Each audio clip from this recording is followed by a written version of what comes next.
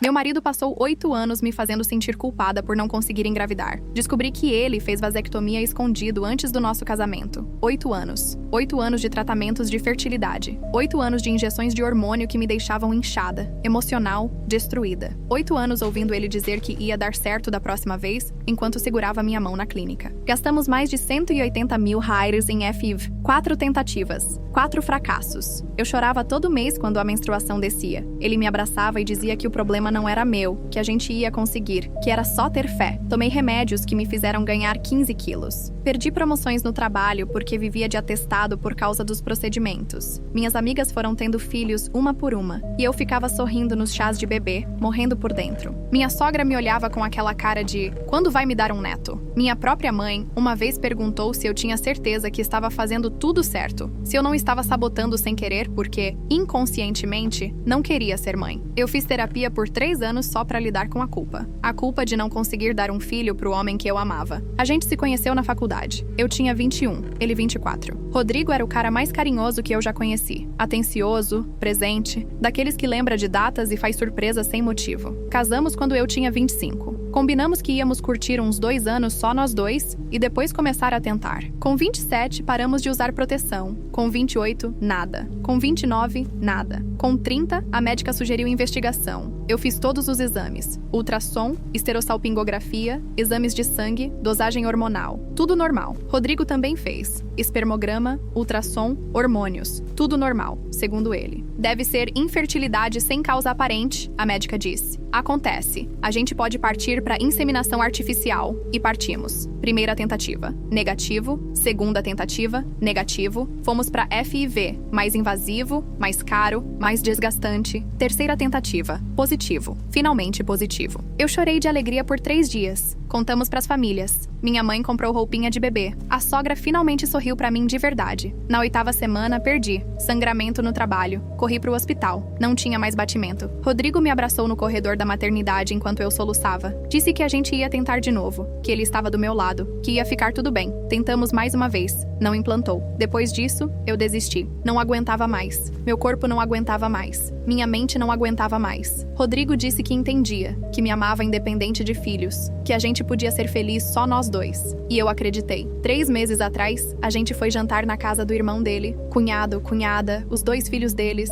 sogros, jantar de família normal. Em algum momento, a conversa foi para um colega de trabalho do meu cunhado que tinha feito vasectomia. Melhor decisão que ele tomou, meu cunhado disse rindo. 4 filhos já tava de bom tamanho. Minha sogra fez aquela cara de desaprovação. Não gosto dessas coisas. É contra a natureza. Meu cunhado revirou os olhos. Ah, mãe, para. O Rodrigo fez e você nunca falou nada. O tempo parou. Eu olhei pro Rodrigo. Ele tinha ficado branco. Como assim o Rodrigo fez? Minha sogra deu um tapa no braço do cunhado. Marcos, cala a boca! Mas eu já tinha ouvido. Rodrigo, como assim você fez? Ele não respondeu. Só ficou olhando pro prato. Rodrigo, era antes de te conhecer, ele disse baixo. Foi uma decisão de quando eu era mais novo. Eu não queria filhos. Você fez vasectomia antes de me conhecer? Sim. E nos últimos 8 anos você nunca achou importante mencionar isso? A mesa inteira ficou em silêncio. Eu levantei e saí. No carro, ele tentou explicar. Disse que fez aos 22, quando namorava uma ex que também não queria filhos. Disse que depois se arrependeu, mas teve vergonha de contar. Disse que quando a gente começou a tentar, ele achou que talvez tivesse revertido naturalmente. Que às vezes acontece... Às vezes acontece? Eu li que em alguns casos... Você leu? Ele ficou quieto. Você me deixou tomar hormônio por anos. Me deixou fazer procedimento invasivo atrás de procedimento invasivo. Me deixou achar que o problema era meu. E você sabia o tempo todo? Eu não sabia se ainda funcionava a vasectomia. Então por que você não fez um exame de verdade? Por que mentiu sobre o espermograma? Silêncio. Você mentiu, não foi? O resultado do espermograma. Eu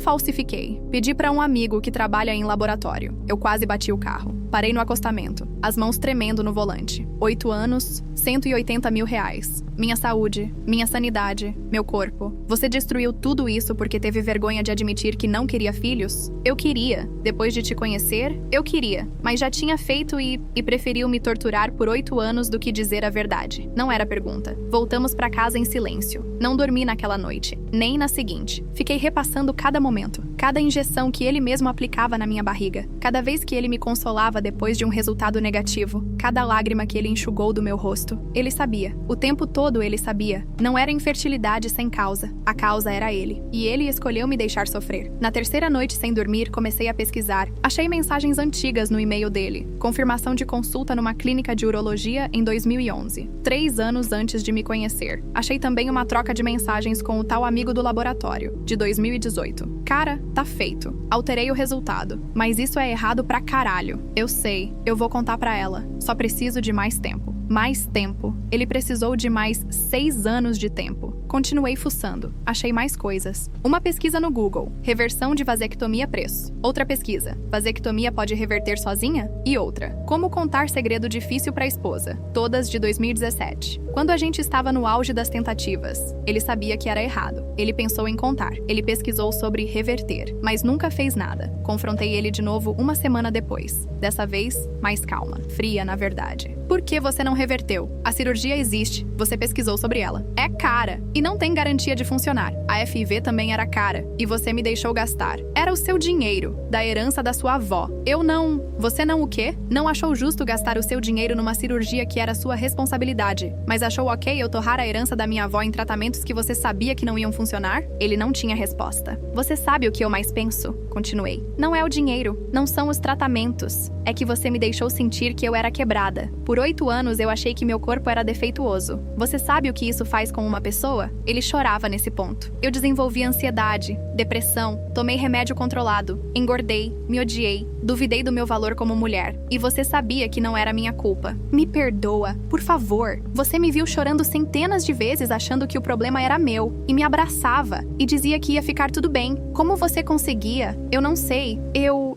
entrei num ciclo que não sabia como sair. Mentira é a escolha, Rodrigo. Todo dia que você acordava e escolhia não contar era uma escolha nova. Passei as 2 semanas seguintes na casa da minha mãe. Contei tudo pra ela. Ela ficou em choque. Depois com raiva. Depois chorou comigo. Eu cheguei a perguntar se você não estava sabotando. Ela disse: que mãe fala isso pra filha? E esse tempo todo era ele. Minha sogra ligou 3 vezes. Não atendi. Não. Minhas amigas me mandavam mensagem todo dia. A maioria nem sabia o que dizer. Isso é abuso, uma disse. Processa ele. 8 anos é crime. Outra falou. Tem que ter alguma coisa na lei. Pesquisei. Tecnicamente não é crime. Moralmente é a pior coisa que alguém já fez comigo. Rodrigo mandava mensagens todo dia também. Eu te amo. Me perdoa. Eu errei. Por favor, volta pra gente conversar. Eu faço a reversão. A gente pode tentar de novo. Tentar de novo. Como se eu fosse confiar nele de novo. Como se meu corpo aguentasse mais alguma coisa. Como se eu ainda quisesse ter filho com uma pessoa que me destruiu por quase uma década. Um mês depois, fui buscar minhas coisas. Rodrigo estava em casa. Mais magro, olheiras fundas. A casa estava uma bagunça. Você pode ficar, ele disse. Eu saio, você fica com tudo. Não quero nada que lembre você. Peguei só minhas roupas, meus livros, as fotos da minha família. Deixei tudo que a gente tinha comprado junto. Quando estava saindo, ele segurou minha mão. Eu sei que não tenho direito de pedir nada, mas você vai me perdoar algum dia? Olhei pra ele. Pro homem que eu amei por 10 anos. Que eu achava que era meu parceiro, meu melhor amigo. Não sei, honestamente não sei. Eu te amo, sempre amei. Se você me amasse, não teria feito isso. Saí e não olhei pra trás. Isso foi há 2 meses. Tô morando num apartamento pequeno, perto do trabalho. Voltei pra terapia. Dessa vez, pra lidar com raiva em vez de culpa. Minha terapeuta diz que o que ele fez tem nome. Coerção reprodutiva, abuso psicológico, manipulação. Ela diz que não é minha culpa por não ter percebido. Que manipuladores são bons no que fazem. Que eu fui vítima. Eu sei que ela tem razão, mas uma parte de mim ainda se pergunta como não vi nada. Como confiei tanto. Como fui tão idiota. Entrei com pedido de divórcio semana passada. Rodrigo não contestou. Assinou tudo que o advogado mandou. Também está em terapia, segundo o irmão dele que me procurou pra explicar o lado do Rodrigo. Bloqueei ele também. Não existe lado do Rodrigo nessa história. Ontem recebi uma mensagem da minha sogra. A primeira desde que tudo aconteceu. Eu sabia. Só isso. 2 palavras. Liguei pra ela tremendo. O que você sabia? Da vasectomia. Ele me contou quando fez, em 2011. Disse que não queria filhos nunca. Eu tentei convencer ele a reverter quando vocês começaram a namorar, mas ele disse que ia contar pra você. E você nunca pensou em me avisar? Em 8 anos? Não era meu lugar.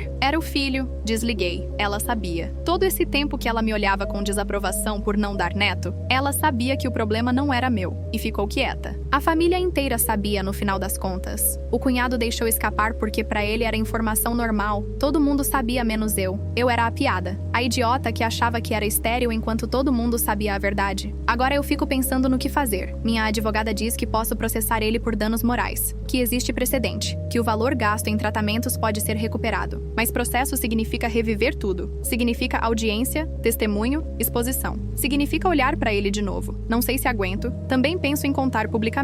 Expor ele. Botar o nome dele na boca do povo para que nenhuma outra mulher passe pelo mesmo. Mas isso me faz parecer vingativa. E não sei se quero ser isso. O que eu quero mesmo é meus 8 anos de volta. Quero meu corpo de volta. Minha autoestima de volta. Minha herança de volta. Minha sanidade de volta. Mas isso ninguém pode me devolver. Semana passada, fui ao médico fazer exames gerais. Queria saber como meu corpo estava depois de tantos anos de hormônio. A médica olhou meus exames com uma expressão estranha. Seus níveis hormonais estão bons, ela disse. Mas eu notei algo aqui. Você sabia que tem uma reserva ovariana excelente para sua idade? Como assim? Seus óvulos. A quantidade e qualidade são de alguém bem mais nova. Se você quisesse engravidar, suas chances seriam muito boas. Eu ri, um riso amargo, sem humor. Então eu nunca fui o problema. Pelo que estou vendo aqui, definitivamente não. Saí do consultório e chorei no carro por 1 hora. 35 anos, solteira, traumatizada, mas fértil. A ironia me destrói. Ontem, uma amiga que passou por tratamento de fertilidade junto comigo anunciou que está grávida. Natural, sem tratamento. Depois de desistir como eu. Fiquei feliz por ela, de verdade. Mas também fiquei com raiva. Raiva de pensar que poderia ter sido eu. Que se eu tivesse descoberto a verdade há 8 anos, talvez tivesse encontrado outra pessoa. Tivesse tentado com alguém que não estivesse me sabotando. Talvez hoje eu tivesse uma família. Minha terapeuta diz que não posso pensar assim, que e se é um buraco sem fundo. Ela tem razão, mas é difícil não cair nele. Rodrigo apareceu no meu trabalho anteontem. Ficou esperando no estacionamento. Quando me viu, veio correndo. Eu fiz a reversão, ele disse ofegante. Fiz a cirurgia. Funcionou. O médico disse que minha contagem de esperma está normal agora. Fiquei olhando pra ele sem entender. E daí? A gente pode tentar. De verdade dessa vez. Eu posso te dar um filho. Rodrigo, a gente tá divorciando. Eu sei, mas eu te amo. E agora eu posso... Agora você pode o quê? Desfazer 8 anos? Desfazer o trauma? Desfazer as noites que eu chorei achando que era quebrada? Não, mas eu posso tentar compensar. Não existe compensação pra isso. Ele começou a chorar ali no estacionamento. Meus colegas olhando pela janela. O que você quer que eu faça? Me diz. Qualquer coisa. Eu quero que você me deixe em paz. É a única coisa que você pode fazer por mim agora. Entrei no carro e fui embora. Pelo retrovisor, vi ele ajoelhado no asfalto. Não senti pena. Hoje faz exatamente 8 anos e 3 meses desde a nossa primeira tentativa de engravidar. Lembro do dia. Lembro da esperança. Lembro de pensar que em poucos meses eu estaria grávida. Se eu pudesse voltar no tempo e falar com aquela mulher, o que eu diria? Foge. Pede um espermograma independente. Não confia. Mas eu não posso voltar. Só posso seguir em frente. E a pergunta que fica é: eu supero isso algum dia? Minhas amigas dizem que sim, que o tempo cura. Minha terapeuta diz que sim, que com trabalho eu processo o trauma. Minha mãe diz que sim, que sou forte, que vou encontrar alguém que me mereça. Mas no fundo, no meio da noite, quando acordo sozinha no meu apartamento vazio, eu não sei. Não sei se consigo confiar em alguém de novo. Não sei se consigo pensar em ter filhos de novo. Não sei se consigo acreditar que alguém pode me amar sem estar escondendo algo. Rodrigo destruiu mais do que nosso casamento. Destruiu minha capacidade de acreditar nas pessoas. E isso talvez seja imperdoável. Mas sabe o que mais me assombra? Não é a traição, não é a mentira, não é nem o dinheiro ou os tratamentos. É que em algum momento desses 8 anos, ele deve ter me olhado chorando, me visto destroçada, me ouvido dizendo que me sentia um fracasso como mulher e escolheu ficar em silêncio, não uma vez. Centenas de vezes. Ele teve centenas de oportunidades de acabar com meu sofrimento com uma única frase. E todas as vezes, escolheu não falar. Isso eu não consigo entender. E acho que nunca vou conseguir. 8 anos de casamento. 180 mil reais. Incontáveis procedimentos. Trauma irreversível. Tudo baseado numa mentira. E agora eu fico aqui, aos 35 anos, recomeçando do zero. Sem marido, sem filho, sem a herança da minha avó. Só com a certeza de que fui enganada pela pessoa que mais confiava no mundo. E com uma pergunta que não sai da minha cabeça. Eu deveria ter percebido antes? Os sinais estavam lá e eu ignorei? Ou não tinha como saber e eu sou só uma vítima de alguém muito bom em mentir? Sinceramente, não sei qual resposta é pior.